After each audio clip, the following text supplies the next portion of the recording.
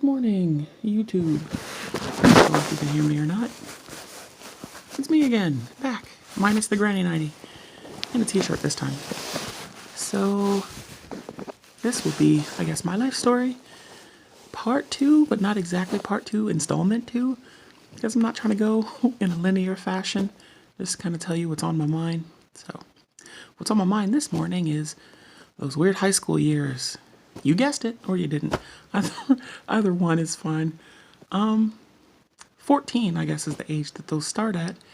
Yeah, ninth grade, that sounds about right. So, not really much happened there. You go into school, you see people you probably saw in middle school. Some people are really short, some people got really tall for no good reason, way too fast. Although I've been about the same height since I was 12, which is like 6 feet tall, so I'm still pretty awkward. April of the early 2015, I was still 14, birthday hadn't passed yet. We were baking Easter cakes, and there was icing on the floor, and somehow, while running for the stove/oven to get a cake, I went forward, but my leg went sideways, but only below the knee.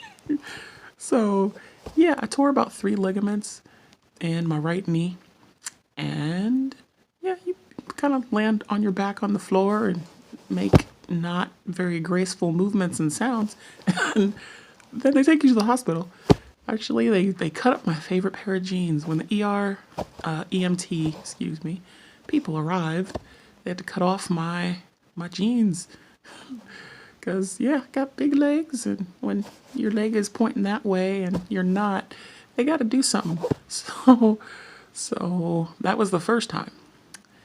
And returning to school when I was 15, having that previous injury from a few months before, it's April, May, June, July, August, probably like 3 or 4 months recovered. And there was like a rainstorm or something, I don't know. Or no, I was still wearing a metal brace because I tore 3 ligaments. It wasn't an ACL, but all the other ones. We were in gym class because apparently I missed it in my freshman year, and they made me take it my sophomore year. Didn't quite know the limitations of that knee, so I went way too hard on my other one. Then I tore 2 ligaments in that one during gym class, so I was back in braces again. Or actually, I was on crutches. Immobilizing brace on one. Hinge joint brace on the other, on crutches. And then there was a rainstorm. And the rainstorm, I went in, did not go up the steps because we had massive steps leading up into the entrance of the building. And so I went into the lower level because steps and crutches in the rain don't mix. But the second I hit the floor with the crutches, apparently there was no traction. So you do in your crutches and face plant. And then you tear your first knee that was repaired the second time because it wasn't in an immobilizing brace. So I tore at least 1 more. I don't even remember. I lost count. Ligaments in that one. And then I ended up in a wheelchair because the other one hadn't healed yet. So, since I didn't want to attend school in a wheelchair, I was only there for maybe 1 day, having to endure that because it was an interesting school, and it had like 4 levels and 1 elevator, and you needed like a special key or something. It was kind of complicated, and it was just easier to heal at home, which was not the same thought that, administrative/guidance people had in mind. They wanted me to come in. They didn't want to send work home. They didn't want me to just turn things in and do stuff. I was a pretty good student. I didn't really have to be there because if I was there or not, I usually passed everything anyway. It didn't really matter if, I got to study or not, which I guess is a superpower as a student, but it only works but for so long because in college it kind of doesn't work anymore. That's only like a middle school, elementary school, high school thing. Maybe. I don't know. So I was probably absent 26 out of 30 days a month for the majority of my high school career. But I still managed to pull like a solid B honor roll. which is kind of stupid. Not really. It's the smartest stupid you can be, but yeah, that's pretty dumb. The reason I found out later that I was absent so often because I really didn't know what was wrong with me back then. I just didn't feel well and things weren't functioning right and didn't really want to go to school that way. It was when I was 23 and diagnosed and found out what the issue was. And then you kind of go, oh, that's why. So the previous decade of malfunction is explained. Yeah, it probably, I don't know, maybe started when I was around 12, because that's when I started gaining the majority of my weight. I was probably, this sounds very heavy, but 180 pounds. But when you're 6 feet tall, 180 is actually pretty thin, at least for me, because I'm pretty muscular. And apparently, also found out, I have double bone density, which is, I guess it's a family trait. So whatever the average bone density is for a human, mine's about 2.2 times that, which is why when all those weird falls were happening, I didn't break anything. That's why the ligaments kept snapping. Because the doctors are all like, yeah, you probably should have broken something, but yeah, no, didn't really happen. I've had a few fractures over the years. And if you're like a 2, 3 slash 400-pound person and have a major fall, having a slight fracture usually isn't the result. So that's a good thing, though. I don't think I wanted any major breaks. I did break a few bones in my foot, falling down some concrete steps, but that is in my 30s, so that's another story. Anyway, back to high school. In the wheelchair. I eventually started attending school again, and around my senior year, I think, or his junior year, my grandfather passed. And that kind of took its toll on me, so I kind of crawled into a hole for a good 3 months. Didn't really talk or see anybody, didn't go to school, didn't see people I lived with in the same house. So it ended when truancy came and was like, we're gonna lock you up, to my mom. And she's like, nope. And so back to school I went, and the school's like, what are you doing here? We thought you killed yourself. And I'm just like, that's not a good welcoming comment to say. Anyway, I didn't kill myself, and my friends were just like, so it was interesting to see him again. I don't think I did my hair for the entire 3-month period. I put it in braids and left it there. Not quite box braids, more like the Snoop Dogg braids, but it was interesting. I think they probably became dreadlocks by that point. Anyway, I jumped back into school and started taking tests, because apparently that's about the season that I ended up back in. I passed most of them, except for physics, because I really had no idea anything about quantum physics, or any physics for that matter. I don't think of quantum physics in high school, it's just standard. And my teacher, who was a hopeful, because I showed up for the first day of class, but then was absent for 3 months, and then there was a major test that I never learned a single thing about physics except for that very first day. And besides randomly guessing what formulas to plug in for things, didn't really know what I was doing.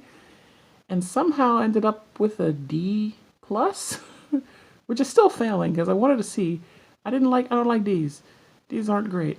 But it wasn't a good thing for me to fail a test that I really wanted to get an A or a B on.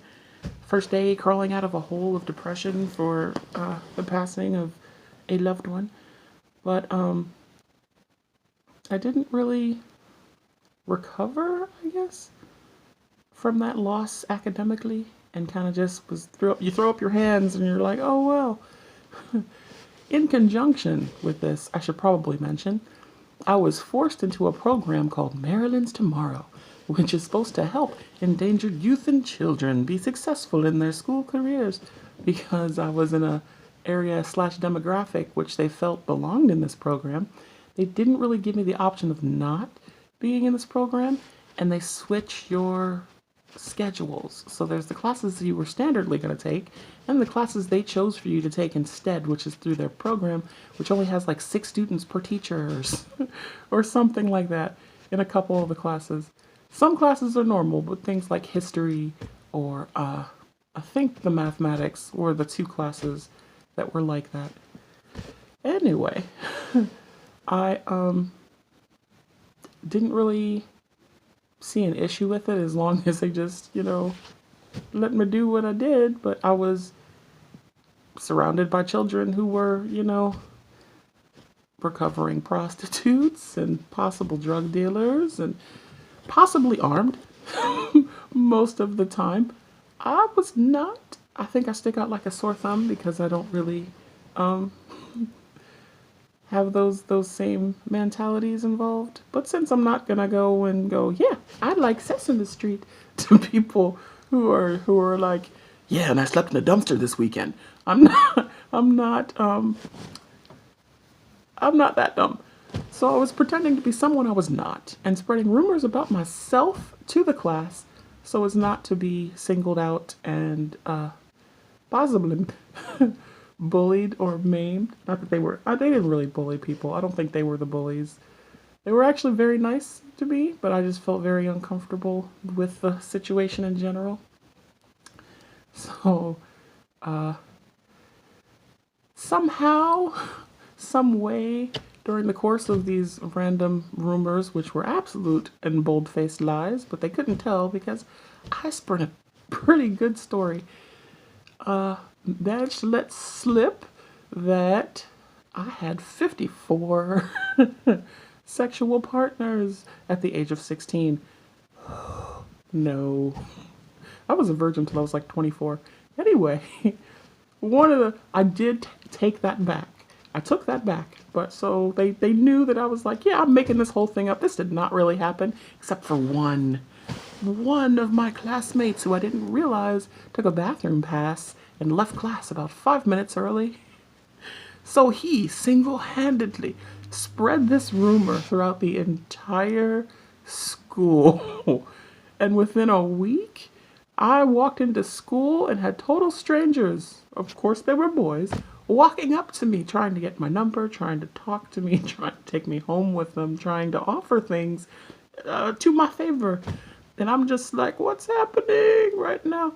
I didn't know how to react, didn't really respond well. I was very body conscious, self-conscious, and I was that kid who was probably wearing the triple fat goose in 97-degree weather in summer because I didn't want people to see me in a t-shirt or shorts. I was, already 6 feet tall. I probably had double D's. Very large legs because I am just very bottom heavy. Because I also have more medical madness mixed in there besides the double bone density and, breaking ligaments in my legs every few months. I have PCOS, polycystic ovarian disorder, which messes with your estrogen and hormones and apparently blows up your bottom half to the side, to like the southbound rhinoceros proportions. Anyway, so I tried to handle the added attention as best I could. I had a lot of good friends that helped me out with that, and they teach you what they know because they've been dealing with it better for their high school life and weren't hermits like myself. It was an interesting time. So 17, the year I'm supposed to graduate, the year seniors are supposed to happen, and you take those senior pictures with a pose with a rose and, the whole nine. I pretended I was also doing it purposely absent for picture day. All of my friends thought I was graduating because I was usually their tutor and was helping them with their class studies or endeavors or whatever, but I was actually still a sophomore my senior year because my guidance counselor, who had control of my grades, or had the ability to withhold my grades, and because I was in the Maryland's Tomorrow program, gave her an extra added ability with that. She withheld all of my passing grades and only let me keep a D in English. Because for some reason, I can speak English, but I still don't know what a participle is. If you know, can you leave it in the comments and give me a clue? I got 3 straight D's for 3 straight years in English and then rolled over into my sophomore year with the credits, because I think you had to get at least, what, 9 credits or something. They had whatever credit measuring system back then. I got, A's and B's and everything else. Every other class that I took, languages, math, history, like A's and B's. She withheld all of them. Now, what she was supposed to do was withhold failing grades so I can retake the class and get a better grade in it. That is what her power was supposed to be for.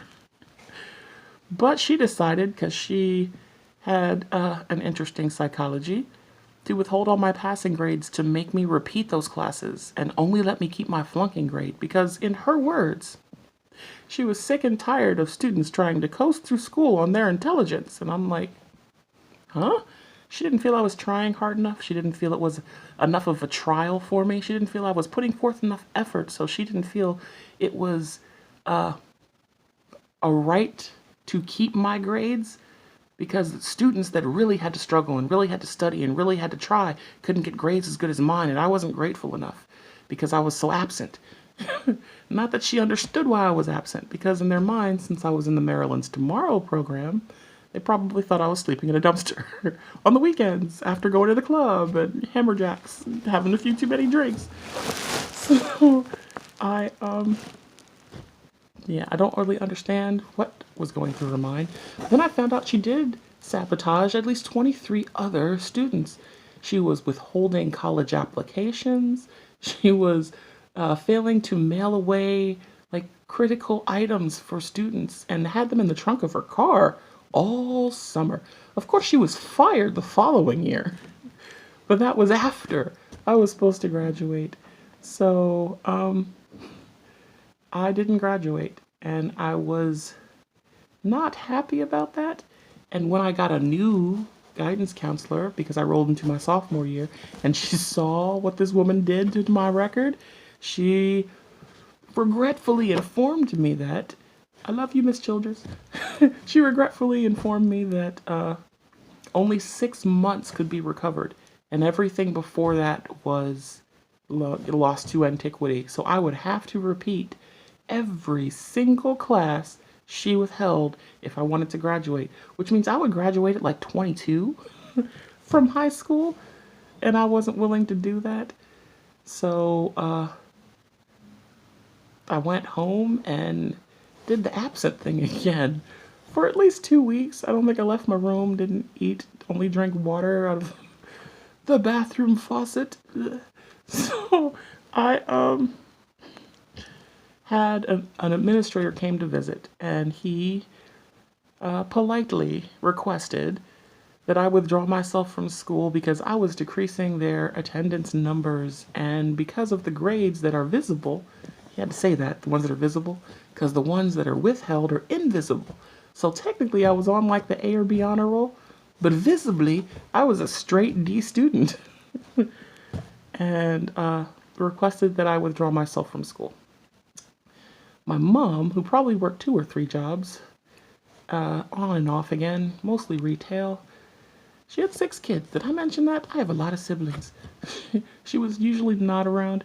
She was around for this, though, because this was kind of important, but she didn't really do anything but the bobblehead, like, everything that he said. And I was in tears, because this is like, I wanted to be a mad scientist working 25 floors underground at a secret government facility by the time I was 22. Like, I wanted to graduate early. I was enrolling in college classes in like, just after middle school. I was trying to speed things up, and she was trying to slow things down because for some reason, my mother thought or felt that being around older children would accelerate my sexual curiosity. So she didn't want me to be around kids in an older age bracket to take the classes that I wanted/could take. So she kind of held me in my grade level the entire time. And then my grade level ran away from me. And I was a freshman in high school for 3 years straight. And then my senior year, I was a sophomore. And then they're like, we need you to step out. And so I did. I got my GED a few months after, because they were like, the longer you wait, the more you're going to lose, and they try to prepare you for it as best they can and tell you the stuff you should know. And it didn't really apply to me. I finished the whole test in probably an hour, maybe an hour and 45 minutes.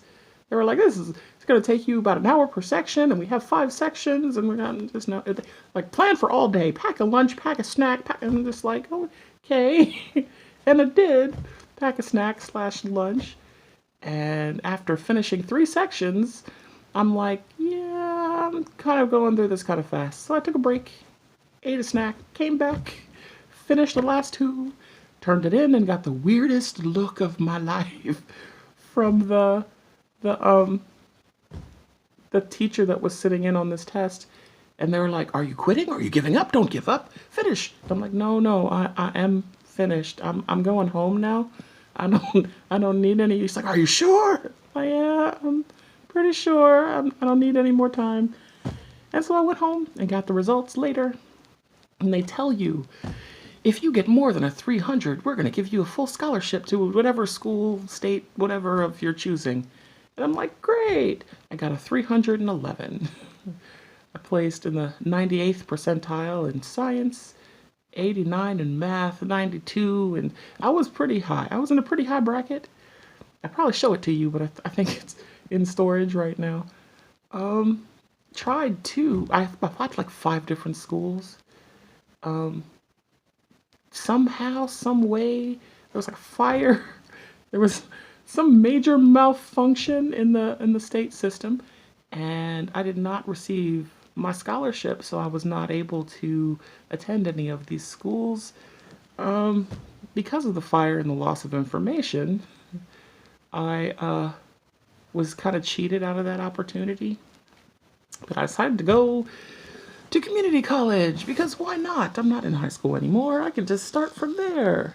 And ended up with I think it was $400 grant to attend a class or 2 at the community college.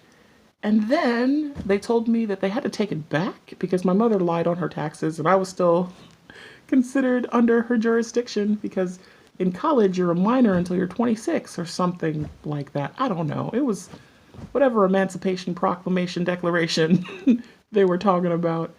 I was disappointed. And so I'm like, yeah, I'm just going to get a job. Start working at McDonald's because I think that's where everyone rolls into fresh out of teenage angst. You gotta love it. I'm loving it. And I was only there I worked there for maybe 3 months. 3 months at this lovely McDonald's owned by Miss Toya Slavines. Look her up, find her. I think she's in the Bahamas because she was stealing from the employees. She was shearing time off of the time clocks and checks. I had a 40-hour work week, and I usually worked a good 20 hours of overtime, minimum. So I should be getting 100 hours on every check. The 80 from the 2 40-hour weeks and the 20 hours of overtime. And I got 63 hours on one of my checks. I'm like, yeah, it's not right. One, I'm a 40-hour-a-week worker. I come in every shift every day and work my whole shift. How do I have 63 hours? And where's my overtime? Of course, she's like, well, I can only put back the standard time because we can't prove you work the overtime, but I know I scheduled for this, so I'm just going to put that back. Like, you're welcome. No, that's not you're welcome. Like, where's my overtime? That's my money. And it kept happening. Like, you had to take pictures of the time clock and start recording everything you were doing because every single check, your time would be missing, your money would be missing. And since a lot of the people that worked there for certain shifts were teenagers and children who just wanted to like buy a PlayStation and quit, there wasn't a lot of answering for her actions. I don't think she really did to the older workers, the ones that worked like morning shift, come at 5 a.m., leave at 2, you know. I was morning and night shift because I was in an interesting age bracket. Maybe, I don't know. They just kept moving me around. Morning shift was interesting. Older workers, usually women, and everyone had their routine going. It was kind of a, check off A through Z, go home kind of day. And then there was night shift where they were possibly armed. I don't think anyone opened a register drawer the entire time because she was stealing from their checks. They were stealing from her register and trying to even things out. I don't even really know. I just made burgers. And the manager, the night shift manager, Mr. Brown, I don't know if you're still around. He had one eye that never blinked, just stayed open. He was a burn victim, and that kind of caught me off guard. It would cry sometimes. Still kind of good looking, but the non-blinking eye kind of reminded me of like a mad Moody thing from Harry Potter. But he was a tough character. He was a good guy, and he enjoyed my work ethic because I literally could single-handedly run the kitchen myself. There could be 5 people on the register and just me on a stove back, and I'm making like 100 cheeseburgers in 5 minutes. It was a skill that not many people could manage with. My brother actually ended up working there with me, and we were both on the same shift, and it was awkward at first. And then he became a manager. He's younger than me, by the way. So he became my manager at this McDonald's with Miss Toya Slavines, I think because he caught her shearing checks. And she promoted him to cover. I don't really know what was going on. I was just trying to stay sane during this time in my life. But after 3 months, a class action lawsuit was filed against her, and she, no joke, just emptied her bank accounts and moved to the Bahamas, never to be seen again. It was, I don't think it was a corporate McDonald's franchise, possibly, and it was just, yeah, she just dumped it and ran. So I quit that establishment, ended up working at a pizza place. So, maybe you should not mention names or places. If you remember me, guys, hello! It's me! I was probably only there for a year or two, maybe. A year and a half, I'm just gonna say. I don't really remember the exact length of time. I made like $7 an hour. That probably also dates my age. It was a long time ago. Minimum wage was probably like $4 back then. I didn't like to socialize too much, probably because of all the interestingness of my high school career. I stayed to myself. I stayed in the kitchen and didn't really want to go up front. Well, it was fun learning how to make pizzas. You destroy about a good 5 doughs and you turn it into a giant jump rope and then just skip around the store. I was a big baby at 19. A lot of misconduct took place that I don't really care to dive into, but it was a learning experience.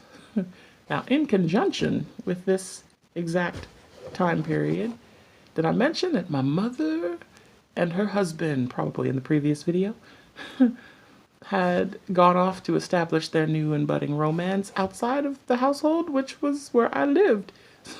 So me and my brothers were left to our own devices. Like, literally, she just kind of moved out and never came back for a good 2 or 3 years. So from the age of 18 to the age of 21, we had no parents. Or I was the parent. I was the acting parent.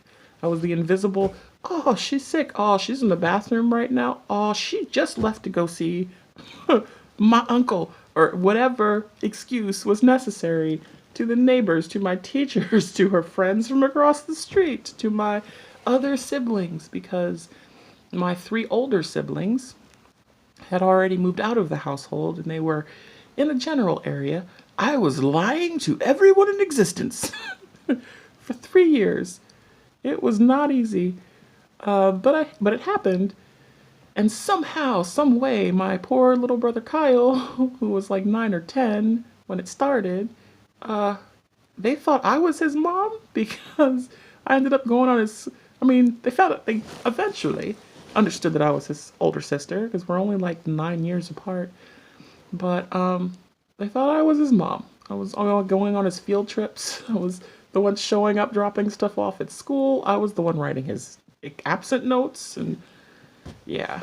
And because I was me and my younger brother Brian, who was also working, we were the ones covering like rent and the phone bill, and can't really say groceries. We just kind of brought home stuff from work all the time.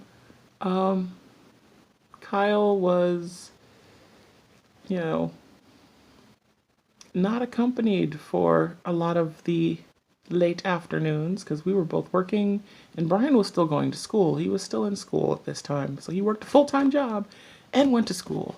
And because the strange administrators, and because I was in a Maryland's Tomorrow program, but he outsmarted them and managed to get around it, they were targeting him and tried to put things on him that were not his. Like, you just started a riot. No, we were playing cards in the cafeteria and they were cheering for the game. That's not a riot. Like, stuff like that. Or if he went to work and overslept and ended up going in late, they tried to suspend him. And I'm like, how does that make sense? I was the one pretending to be a parent, disgruntled parent, disagreeing with the school's choices. So they got a lot of interesting letters. And he got a smoother experience through school, being that he's working a full-time job and trying to not fall into the cracks. It was much needed intervention. So back to home life.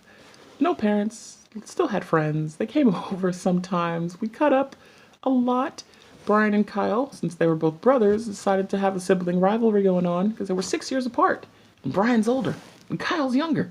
But Kyle was bigger because he had the same DNA that I apparently got and grew to a massive size before his 12th birthday. The other children, siblings in my family didn't have that special super growth going on. So they fought a lot. There'd be knees through walls and body prints, and I called maintenance and they knew me by name at this point, and a lot of repairs were going on. So it was like once a week, every week. And they're just like, yeah, we'll be right over. And they had to re-drywall whatever surface and paint and, I think I gave up at one point. There was at least 2 or 3 holes in the stairwell, or I'm just like, yeah, that could just stay there. So that is mostly my ta-da! Made it to age 20, high school career. I worked at that pizza place for a couple years, and then 21. But that's another story. I will pick that up next time. Life story part 3. Thank you for listening.